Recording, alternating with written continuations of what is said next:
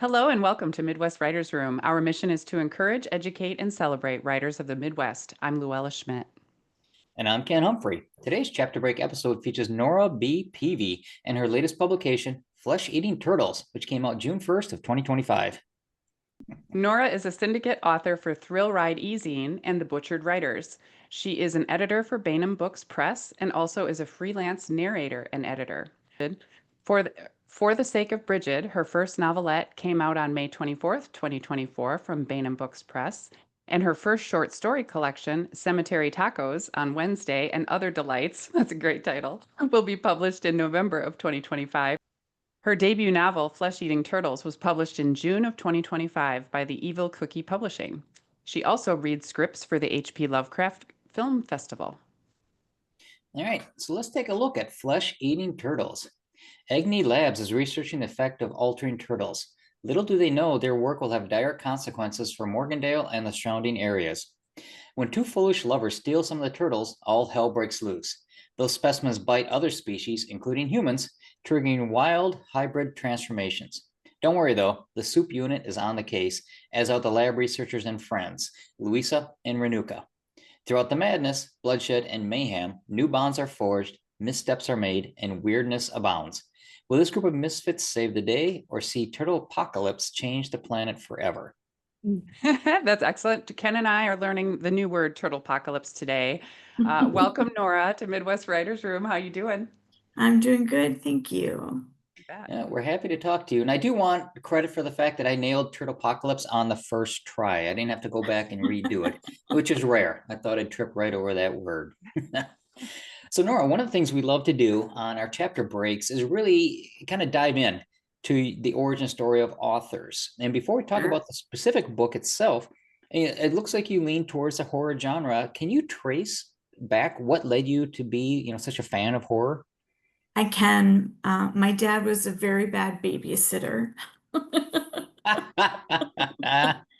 Uh, my mom, whenever she went grocery shopping, she'd be like, "Hey, watch the kids for me, will you?" Or if she went out somewhere, and my dad would be like, "Sure." And whatever movie was on that night that he was watching, I was subjected to at a young age. So I remember Poltergeist and the scene when the little girl got sucked into the television set and being absolutely terrified of the TV for at least a week, walking by it, going, "Oh my God, is it going to suck me in? Is the I feel TV like like all of that?" us got scarred by that movie. Yeah. Yeah, as a kid, it was very hard to understand. So, yeah, whatever my dad was watching, Twilight Zone, The Day the Earth Stood Still, like anything as a little kid that was not appropriate for a little kid, I got to watch. So So, I'm gonna put you on the spot a bit here. Your top three favorite horror movies. Don't have to put them in order, but just your top three. The Day the Earth Stood Still, um, It, and Dawn of the Dead. Wow, that's kind of spans the gamut of Yeah. horror. When I look at, from the Dawn of the Dead, which is kind of the gore, slow, silent, creeping horror, all the way back to The Day the Earth Stood Still, which is kind of I guess, the explosion at the start of the horror movie genre with all these wild, fantastic things. So Halloween, the hmm first movie, traumatized the hell out of me as a kid. I never watched horror movies after that. I was so traumatized when I first saw that. I think I spent all weekend just depressed in the house, looking outside, expecting to see Michael Myers standing at the edge of our yard, and petrified that I actually would see him. What it does to a 10-year-old kid. Okay, random question. Have you guys seen Shaun of the Dead? Because that is one of my favorite movies. Yes, Yes. love it. Love Yep. it. It's so quotable It didn't cure and me of singable. my fear of horror, but it was a very great movie. Yes. So let's zero in then on the Turtle Apocalypse. How did this story Sure. come about to you? Um, well, I have a turtle. His name is Bradbury. He's named after Ray Bradbury. I moved to a new neighborhood. My new neighborhood is kind of kooky. It has strange characters in it. And they ended up in the book. Um, I just have weird neighbors, and when I moved in, I was like, what is going on? I didn't know anyone.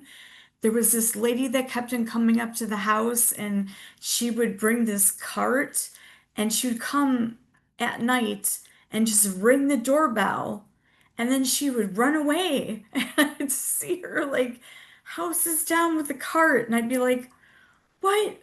What was that all about? So she ended up in there, and the puppet guy ended up in there, and so yeah, Yep, it's plenty inspired of by grist. people that are in my neighborhood, and I really like science, and I thought about, well, all the horrible, I'm really into environmental science, and I thought of all the horrible messages you can put in with bio horror itself, environmental horror. So that really got me thinking. And I thought, well, what if somebody ran out of mice in a lab and they had to use horror? Turtles instead. That would be awful. And they were testing feed on turtles instead of testing it on mice, because they do test feed and they try to grow the cows as fast as they can and the pigs as fast as they can, because they're trying to solve our food problem, because we're overpopulated and we're growing too fast, and of course there's not enough food. And I thought, what if all of a sudden the turtle population got out of control? What if they escaped? And what if something happened to them? What if something was changed? What if when they genetically altered them with CRISPR, they just altered one little tiny gene, and that one little gene, once they got outside into the wild and they started eating other things, just kind of turned them into kind of not like zombies, but just mega eating machines that altered other animals' genes as they were eating them. So that's what I did. It's, I just kind of went nuts with it and just had fun and just played in my own playground, because that's what I like to do, because I'm selfish that way. If I don't like what I'm writing, then I don't want to write it. That is not selfish. No way. That is how it's happened. I feel like everything you just, the way you answer that question is like a masterclass in anybody who wants to write or write. The number of times you said, what if? Do you know what I mean? Like you're just going down the path. What if this? What if this? What if this? What if this? And then also playing in your own playground. I feel like those are both really good examples of how fiction comes to life. Yeah, and they just escaped in stupid ways, and then it just went on from there in stupid ways. It's just, just the general stupid things that happen in horror movies where you go, "No! Why? Why would you do that? Why? Why?" Just It's like yeah. that commercial where Yeah. it's a spoof on it, and they're like confronted the chainsaw horror form, and they're like, "Why don't we just jump in that running car and drive away?" And they're looking at the girl and Yes. is like, "What are you, stupid? Let's go hide in that in that shed." Yes, yes, So before we exactly. move on to what your path to publication is like, I probably should address the fact that you're wearing cat ears for people watching on YouTube and for people listening. Nora's Yeah, got this set of sparkly cat ears on. I do. You want to clue us into the reason for that? Um, I love cat ears. By now, I think I own at least 10 sets. I wear them when I go out of the house all year round. They're just part of my wardrobe. I like to have fun. I'm known for them, but I wear them a lot on YouTube, like interviews, and it's just my writing thing. It's what I'm known for. I have cats. I do identify with cats very, very much. And they're just fun, and I wear them everywhere, even to the doctor's office and to the hospital. And I've had people stop and say, "Oh, you made me smile," and that makes me feel good. So it's a good thing. I Nice. feel I can't take myself too seriously, so the cat I ears mean, keep me in check. whatever it takes to remind ourselves not to take ourselves too seriously is good. Mhm. Yeah. So tell us about what the path to publication was like for Flesh Eating Turtles. Flesh eating turtles, actually, this was a learning lesson for me. I started out with a house who I signed a contract with, and they kept on putting me off and saying that they were going to do my contract, and they put the contract off 4 times. And I was very patient about it. And then the house fell under, and they did not keep the part of the contract. And I was like, no. So then without having any query letter or anything, just started researching like crazy. And I contacted another house and said, hey, I have this really schlocky, great novel that I think would really fit your publication house. Would you be interested? It's fully edited, it's ready to go. All it needs is a cover. And they said, sure, we'll take a look at it. It got published. Wow. So I lucked out. But yeah, I learned my lesson. Don't be too nice, and don't let a publishing house take advantage of you like that. So that Yeah. was a hard one. Very, very hard because I'm very nice and I trusted the person way, way too much. Yeah, Yeah. that was I'm a little bit mad at myself because I could have gotten out sooner, but it turned out okay in the end. Yeah, it did. And this is how we learn too, you know. So how Yes. about other than publishing, as you were writing it, did you have any struggles or notable moments along the way? Notable moments along the way.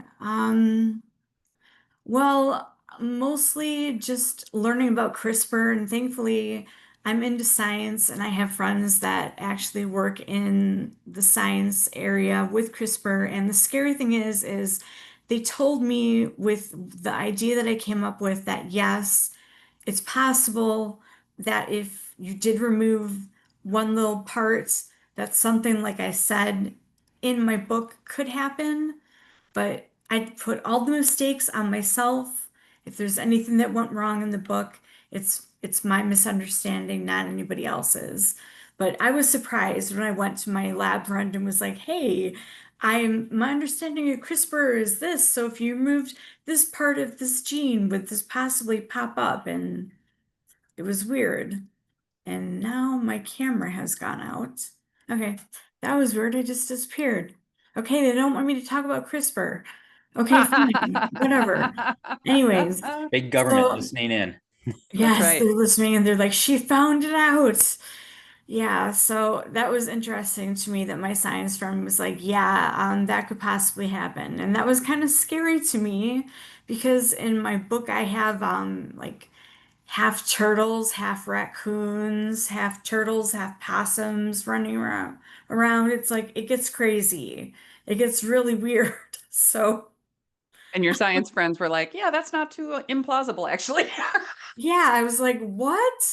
What are you talking about? And that they could get that big based on like feed and everything else. It was disturbing.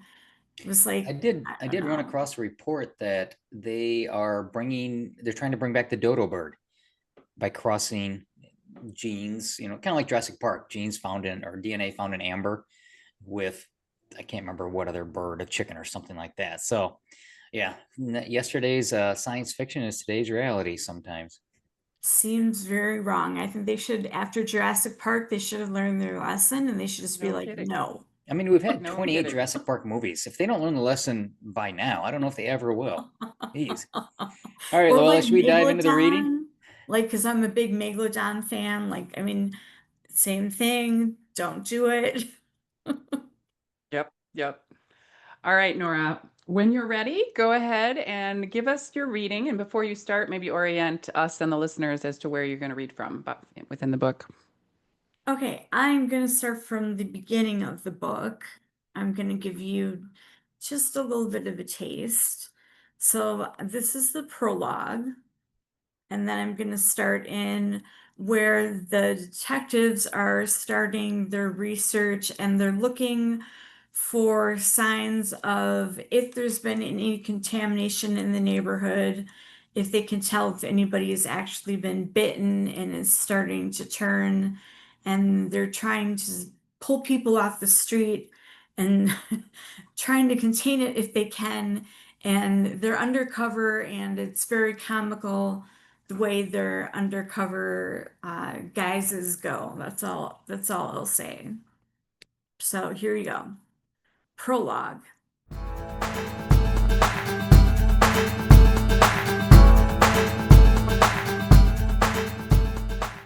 I'm still alive, I think. Unless I'm writing this as a ghost from the great hereafter. That would be depressing because it would mean I never got this message out, and that Agne Lab got me before I could tell you everything I know. This is the best way to convey this warning to the masses. What I'm about to tell you, readers, is not a work of fiction. It is factual, and if Agne Lab finds out I'm about to spill beans, I won't have much time left. Flesh-eating turtles are a serious threat, and the story you're about to read is a grave warning to humanity. All the characters in this book are real. Flesh-eating turtles are real. Turtlepocalypse will happen if you don't pay attention to what I'm about to share with you. So, read this book very carefully and be sure to share it with all your friends. The information just may save your life. Love and Puppets, Thursday morning. The little burb Morgandale, a community by a lake in Milwaukee, was a taco lover's dream. After Agent Jeff Freeman ate his tacos, he had his choice of Catholic churches to visit and confess. Just as a preliminary caution, in the event he died from his heartburn, hell, he could buy his own gravestone or memorial right across from a cemetery. He could pick from the 2 shops across the street. If he worried about his house being haunted, botanicas surrounding the world-famous basilica offered spirit-banishing supplies, saints' medals for protecting his dwelling, Santo Paulo and sage to cleanse the space, and glow-in-the-dark Jesus figurines to hang from his car or attach to his mailbox. There were plenty of small, quaint pubs to choose from on every corner. Agent Freeman didn't believe in the hereafter, but he did believe in enjoying an excellent ale in a local dive bar where nobody knew his name. After a bad investigation with the Supe Unit, he considered bars with karaoke, trivia nights, depressed middle managers, and kitschy drink names highly overrated. The trees grew taller than the houses on this block of the neighborhood. Everyone in the block worked in their garages on their automobiles and motorcycles. The rabbits were friendly. They splayed about a foot in front of you and refused to move. This was their territory, and you were merely passing through. Agent Freeman removed the pig and chicken puppets he'd been wearing. Squatting by a set of trash cans in the alley, he flexed his sweaty hands, glad for the fresh air on his skin. For the last few hours, he'd posed as a homeless person, performing a one-person puppet show for some cash. Rita and the Supe Unit had been stalking out Morgandale on assignment, hunting for flesh-eating turtles. The flies feasting around him and the scorching summer heat were unbearable, but he had orders to remain at his post until further notice. A civilian and his poodle walked by. Great. This neighborhood was poodle and pit bull central. The last pit bull he encountered was a puppet critic. It had chased him halfway down the alley before he lost it by crouching behind a statue of Mary Magdalene in an old lady's yard. He frowned to put the puppets back over his hands as the man and his poodle drew closer. This guy was one of the many suspects being watched. For some time, he made the puppets argue about graveyard aesthetics and the neighborhood. You're the fuckhead. Pig punched chicken in the nose. You're the bigger fuckhead. Chicken punched pig's nose. The man with the poodle picked up his pace as he approached the puppet guy, shaking his head. Come on, Mr. T, he said to the animal. Agent Freeman whispered into the tiny radio in his ear. Subject approaching, 6 o'clock. It's the guy with the poodle. No signs of a flesh-eating turtle. He continued his absurd puppet theater. Do you know how little your dick is, pig? He paused before delivering the punchline. Smaller than the poodle's. How would you know how big a poodle dick is? You go around staring at dog sticks all day, you pervert. Just the kind of perv you would love to have in bed. I've seen you staring at me when you think I'm not looking. Chicken sniffed and turned his back on Pig. I'm not into interspecies romance, chicken. You're a loss. I'm a skilled cunnilingus. I could make your eyes roll back in your head. Right. Honey adjusted the radio in his ear, not wanting to lose Jeff. Honey, nicknamed for his happy nature and round belly, started waving his arms erratically and shoving around trash cans. As part of the Supe Unit, he held the undercover role of a 40-year-old autistic man and hung out in the same alley as Jeff. They were on the lookout for flesh-eating turtles and turtle hybrids in the neighborhood after a disastrous van crash. He watched as Mr. T approached. He seemed normal enough, not a flesh-eating turtle, and his poodle wasn't a savage turtle poodle hell-bent on devouring the entire neighborhood. What's up with you, dude? Honey refused to look at or speak to Mr. T. He shook his index finger and drew a dick on top of one of the dusty garbage cans in the alleyway, and then left briskly, still waving his arms feverishly. Guess he doesn't like garbage cans, Mr. T. The man laughed at the drawing. He wrote something crude under the sketch, then continued walking down the alley. Did he seem normal to you, honey? If you mean he didn't bite me and didn't have the appearance of a flesh-eating turtle, then yes. If you're referring to his choice of shirt, then no. Not a nickelback lover? We've been over this before.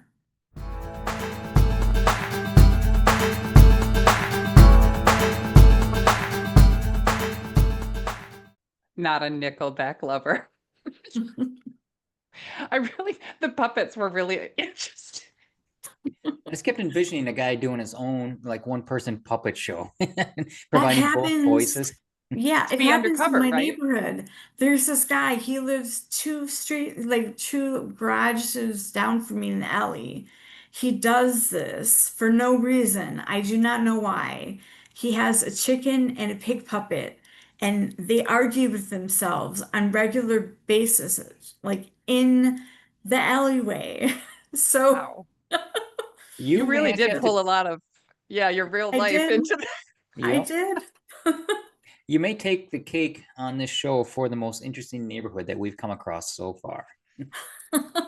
I don't. Sometimes he comes out in chemistry glasses and like a chem suit, and I'm like, is he cooking in his house? Is he? I And don't taking want a to know puppet what he's break. doing. Wow. Well, that was He's so strict. fun. Tell our listeners where they can find more about you and where they can find your book. Okay, well, I am on Facebook is Onyx Brightwing. I do have a Substack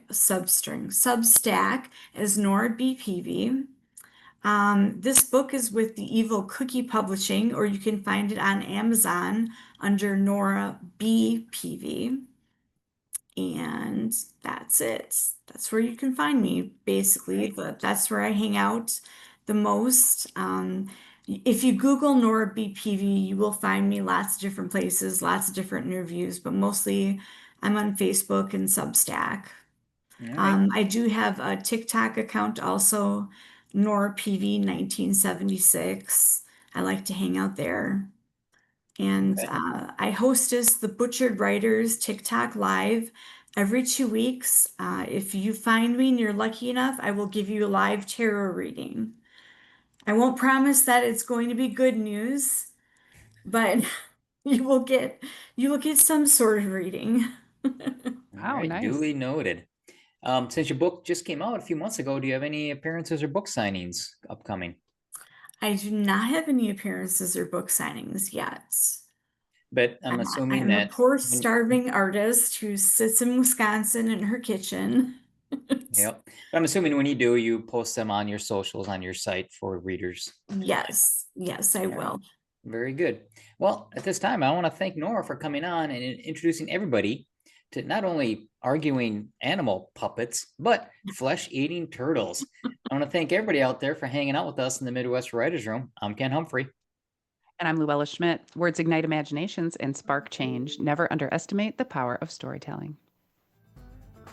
Midwest Writers Room is a production of the Wisconsin Writers Association. Writing and editing by Luella Schmidt and Ken Humphrey. Sound design and editing by Ken Humphrey. Music for the Midwest Writers Room was written by Michael Ramir C. For more information, please visit wiwrite.org/podcast. Thank you.